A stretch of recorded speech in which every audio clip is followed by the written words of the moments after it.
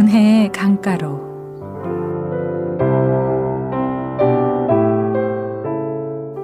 이 시간에는 순복음 충만교회를 담임하시고 두나미스 미니스트리를 이끄시는 유남수 목사님의 말씀입니다.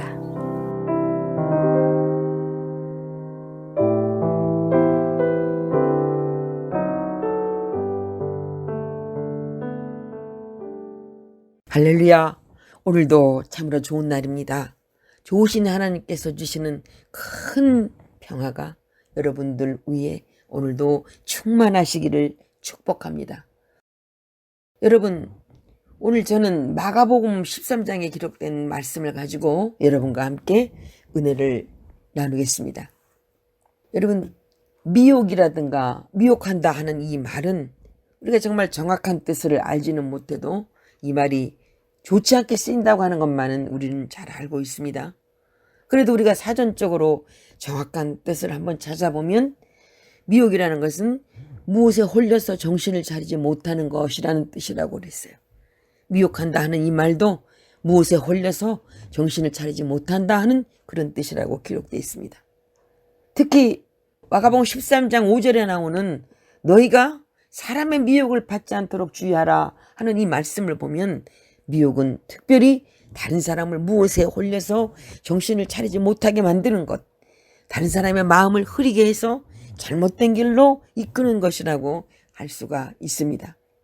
그래서 이제 예수님께서 마지막이 다가올 때 일어날 일을 소개하시는 내용이 이 마가복음 13장에는 이제 기록되어 있는데 그 가운데 6절을 보면은요. 마지막이 다가올수록 많은 사람이 자기를 그리스도라고 하면서 다른 많은 사람을 미혹할 것이라고 하셨습니다. 실제로 예나 지금이나 이단과 사이비를 비롯해서 우리 그리스도인의 믿음을 미혹하는 것들이 너무나 많습니다. 그들은 우리를 미혹하기 위해서 수단과 방법을 가리지 않죠. 그만큼 우리 그리스도인은 미혹에 빠지기 쉽습니다. 하지만 미혹에 빠지면 결국 우리는 하나님에게서 멀어지고 하나님이 원하시는 삶을 살 수가 없는 거예요. 그렇기 때문에 우리는 어떤 경우에서라도 우리의 믿음이 미혹에 빠지지 않도록 해야 되는 것입니다. 자, 그럼 우리는 과연 어떻게 해야 미혹에 빠지지 않을 수 있겠습니까? 오늘 말씀을 보니까 우선 우리는 거짓된 가르침을 따르지 않아야 됩니다. 5절 6절을 보니까 예수께서 이르시되 너희가 사람의 미혹을 받지 않도록 주의하라. 많은 사람이 내 이름으로 와서 이르되 내가 그라하여 많은 사람을 미혹하리라. 그렇게 말씀하고 있습니다. 예수님께서는 먼저 너희가 사람의 미혹을 받지 않도록 주의하라고 말씀하세요. 우리가 사전을 통해서도 미혹이라고 하는 말의 정확한 뜻을 살펴봤지만 사실 신앙적으로 보면 미혹이라고 하는 이 말은 우리 그리스도인들을 죄악의 길로 이끈다는 뜻입니다.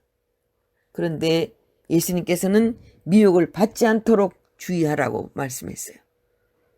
실제로 우리가 이 미혹이라는 말을 한번 생각해 보면 미혹하는 사람의 입장에서는 미혹은 상대방을 잘못된 길로 이끄는 것이죠. 하지만 미혹받는 사람의 입장에서 보면 미혹은 억지로 끌려가는 것이 아니죠.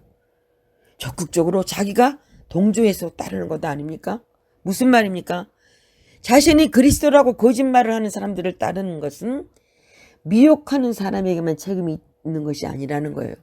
미혹받는 사람에게도 책임이 있다는 것입니다.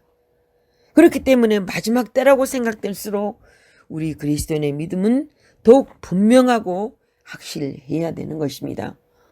특히 예수님께서는 미혹하는 자들에 대해서 뭐라고 말씀했어요? 내 이름으로 와서 미혹한다고 그랬습니다.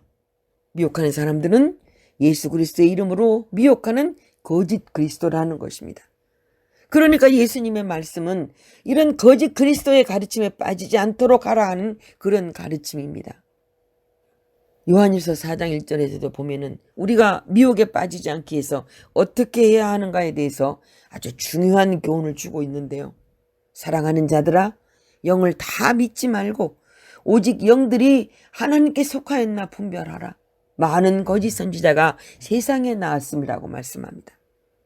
여기에서 얘기하는 거짓 선지자도 우리가 크게 보면 거짓 그리스도를 가리킨다고 할 수 있습니다. 그래서 이 말씀에서도 우리가 미혹에 빠지지 않기 위해서는 거짓 그리스도의 가르침을 분별할 수 있어야 한다고 했습니다. 다음으로 예수님께서는 난리와 난리의 소문을 들을 때 두려워하지 말아라. 이런 일이 있어야 하되 아주 끝은 아니라고 말씀합니다. 이 말씀에서 볼 때 예수님께서는 마지막 때가 다가올수록 또 하나의 징조로 난리와 난리의 소문이 있을 것이라고 하는 것이에요.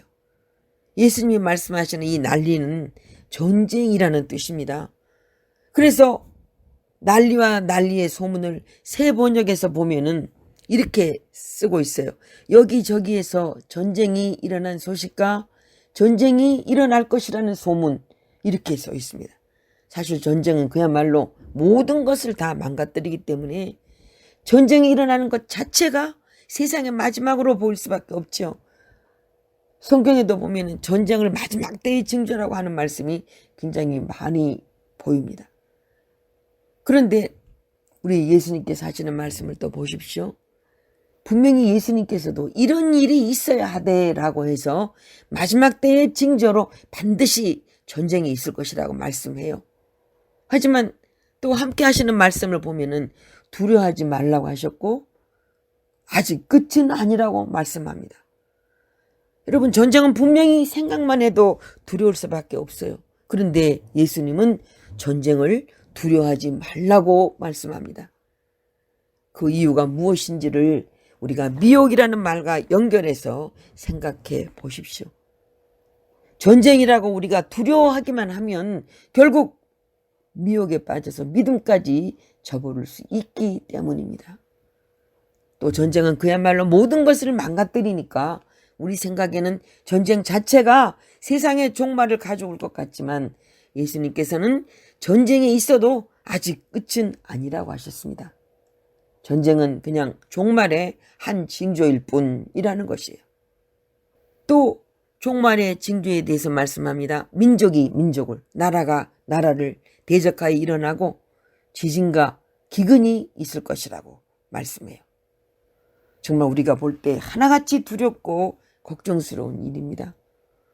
하지만 예수님께서는 두려워하지 말라고 하세요. 왜요? 그래야 미혹에 빠지지 않을 수 있기 때문입니다. 그런데 예수님께서 말씀하시는 종말의 징조를 보면 오늘 우리 역시 종말이 가까운 시대를 살고 있다 할 수 있습니다. 실제로 우리가 국제 뉴스를 대할 때마다 민족과 나라 간의 이 갈등과 또 전쟁에 대한 소식이 끊이지 않지 않습니까? 또 우리에게 더 직접적으로는 코로나19라는 이 전염병 생각해 보세요. 백신 접종 비율이 높아지면서 단계적으로 어떻게 많이 일상 회복이 되었지만 여전히 언제 다시 상황이 나빠질지 모르는 그런 형편에서 우리가 살고 있습니다. 지금 오미크론이라는 이 또 변이 바이러스 때문에 또 전전긍긍하고 있지 않습니까? 세계적으로도 여전히 대유행이라고 할 정도로 심각한 상황이 정말 계속되고 있습니다. 또 지진과 같은 자연재해도 끊이지 않아요. 더구나 이제 자연재해 중에는 환경파괴같이 우리 인간들의 잘못 때문에 그 정도가 더욱 심각해지는 경우도 많아지고 있습니다. 그러다 보니까 우리는 기후위기라는 말, 또 기후위기를 극복하기 위한 해결책 가운데 하나로 탄소 중립이라고 해서 탄소 배출을 줄여야 한다 하는 말을 정말 너무나 많이 지금 그렇게 접하고 살고 있지 않습니까? 특히 세계적으로 보면 코로나19보다 기후위기가 더 심각한 문제라는 의견도 상당히 많습니다. 여러분, 또 여러 국제 자선단체 후원을 요청하는 광고들 보세요. 기근이라는 문제 역시도 세계적으로 심각한 문제일 수밖에 없어요. 여러분, 그만큼 우리 역시 걱정과 근심이 끊이지 않는 현실을 지금 살고 있는 것입니다. 하지만 예수님께서 하신 말씀을 보면 종말의 징조가 아무리 많아지고 심해져도 우리가 할 일은 걱정하고 근심하고 두려워하는 것이 아니라는 것입니다. 왜냐하면 걱정하고 근심하고 두려워하는 것은 결국 우리를 미혹에 빠지게 할 뿐이기 때문이라는 거예요. 더구나 우리가 겪는 일이 우리로서는 너무나 걱정하고 근심하고 두려워할 일인데도 예수님께서 보실 때는 아직 끝은 아니고 오히려 재난의 시작이라는 것이에요. 그러니까 우리가 겪는 일로 세상이 다 끝난 것처럼 생각하지 말라고 하시는 것입니다. 여러분, 실제로 우리가 한번 생각해 볼 때 우리 인간의 역사는 갈등과 전쟁의 역사라고 해도 틀린 말이 아니죠. 또 자연재해와 기근 역시 오래전부터 있었던 일이잖아요. 또 질병의 역사를 봐도 오늘 우리가 겪는 코로나19 사태보다 더 심각한 질병을 겪을 때가 한두 번이 아니었어요. 역사적으로. 그래서 8절을 보면 예수님께서도 뭐라고 말씀하셨습니까? 이런 일은 재난의 시작이라고 하셨습니다. 우리가 아무리 엄청나게 어려운 일을 겪더라도 그것은 결코 재난의 전부가 아니라 오히려 재난의 시작이라고 말씀하는 거예요. 얼핏 생각하면 이 예수님의 말씀은 우리를 정말 더 힘들게 하고 더 두렵게 할 수가 있어요. 왜냐하면 지금 겪는 일도 감당하기 힘든데 이것이 재난의 시작이라면 앞으로는 얼마나 더 큰 어려움을 우리가 겪어야 할 것인가 하는 생각을 하게 만들기 때문입니다. 예수님께서는 마지막 때의 징조에 대해서 그 내용을 보면 정말 마지막 때가 다가올수록 우리가 겪어야 할 어려움은 더욱 많아지고 심해진다고 말씀하는 것을 우리가 들을 수가 있습니다. 하지만 한번 생각해 보세요. 우리 그리스도인이 믿는 종말 신앙은 지금 우리가 살고 있는 세상이 온갖 재난을 겪으면서 멸망한다는 것만이 아니잖아요. 우리 그리스도인이 믿는 종말 신앙에서 정말로 중요한 것은 지금 우리가 살고 있는 이 세상이 끝나면 새하늘과 새 땅이 새롭게 시작된다는 것이에요. 여러분, 새롭게 시작되는 새하늘과 새 땅 어떤 것이죠? 요한계시록 21장 4절을 보니까 모든 눈물을 그 눈에서 닦아주시니 다시는 사망이 없고 애통하는 것이나 곡하는 것이나 아픈 것이 다시 있지 아니하리니 좋은 것들이 다 지나갔음이로라. 여러분, 새하늘과 새 땅에서는 하나님께서 친히 우리의 눈물을 닦아주시기 때문에 더 이상 눈물이 없는 것은 물론이고 사망도 고통도 아픈 것도 없다고 했습니다. 그러니까 지금 겪는 어려움이 재난의 시작이라는 예수님의 이 말씀을 새하늘과 새 땅에 대한 말씀과 연결하면 무슨 말이 됩니까? 어떤 말이 됩니까? 마지막 때가 되면 온갖 어려움을 겪게 되지만 새하늘과 새 땅도 다시 시작된다는 것입니다.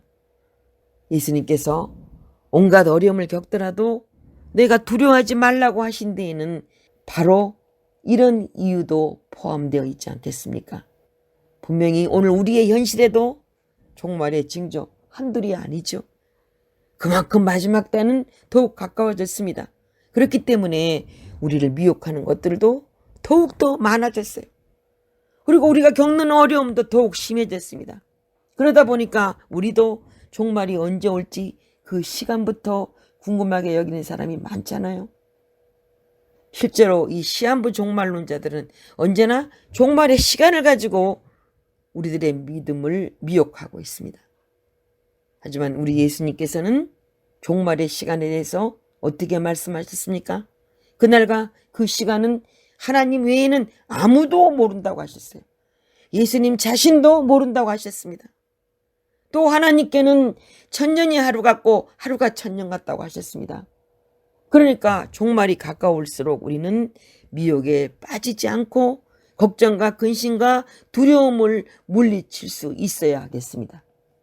그러기 위해서는 우리의 믿음이 더욱 분별력이 있는 믿음, 또 새하늘과 새 땅을 바라보는 그런 소망적인 믿음을 갖게 되기를 우리 주님의 이름으로 간절히 축원합니다.